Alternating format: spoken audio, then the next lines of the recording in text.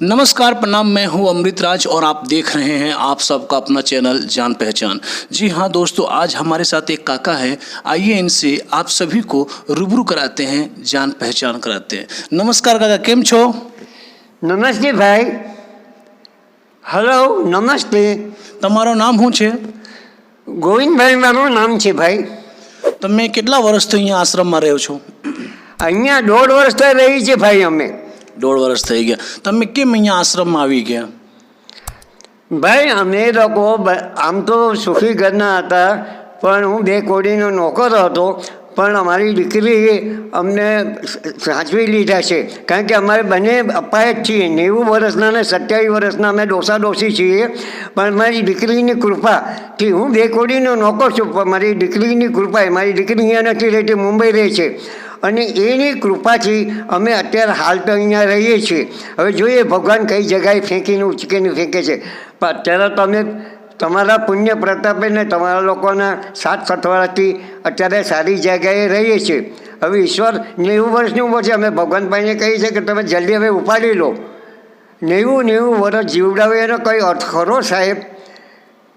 સાહેબ બીજું કંઈ નહીં, તમારો ટાઈમ બગાડું છું એ બદલ સોરી।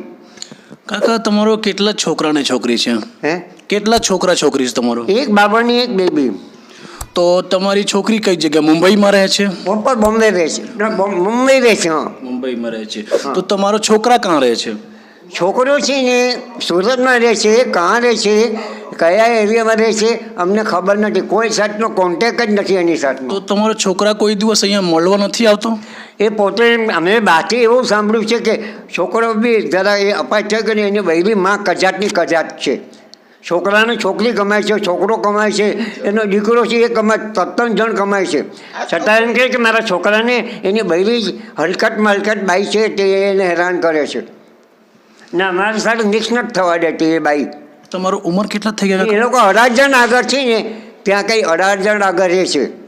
તમારો ઉંમર કેટલા છે? હે, ઉંમર એજ તમારો કેટલા છે? તમે કેટલા વર્ષનો થઈ ગયા? એ છોકરો ના, તમે મેં 90 વર્ષનો। दोस्तों, ये काका का उम्र 90 साल है और काका का कहना है कि आज के ज़माने में लड़के अच्छे नहीं, लड़कियां अच्छा। इनकी जो बेटी है उनका शादी हो चुका है और वो मुंबई में रहती है, और वो लड़की आज भी वो बेटी अपने माँ बाप का ख्याल रखती है और इस आश्रम में जो भी खर्चा है वही देती है। और इनका जो बेटा है, उनकी बेटी का भी शादी हो चुका है, इनके बेटे की बेटी की भी शादी हो चुका है, लेकिन आज तक काका का ऐसा कहना है कि वो बेटा मुझे आज तक ना खबर लिया कि मैं जिंदा हूँ कि कहाँ हूँ। ये काका का कहना है। काका, यहाँ पे कितने टाइम खाना मिलता है? जमવાનું કેટલા વખત મળે છે તમને? શું જમવાનું? અહીંયા જમવાનું તો ભાઈ અહીંયાની સર્વિસ બહુ સારી છે, એને માટે મારે ધન્યવાદ કહેવું પડશે કે એ લોકોનો ટાઈમ ટુ ટાઈમ માણસોની સર્વિસ સારી। ઓછામાં ઓછા 8 માણસની સર્વિસ છે અમારે એકલા રૂમમાં, બોલો।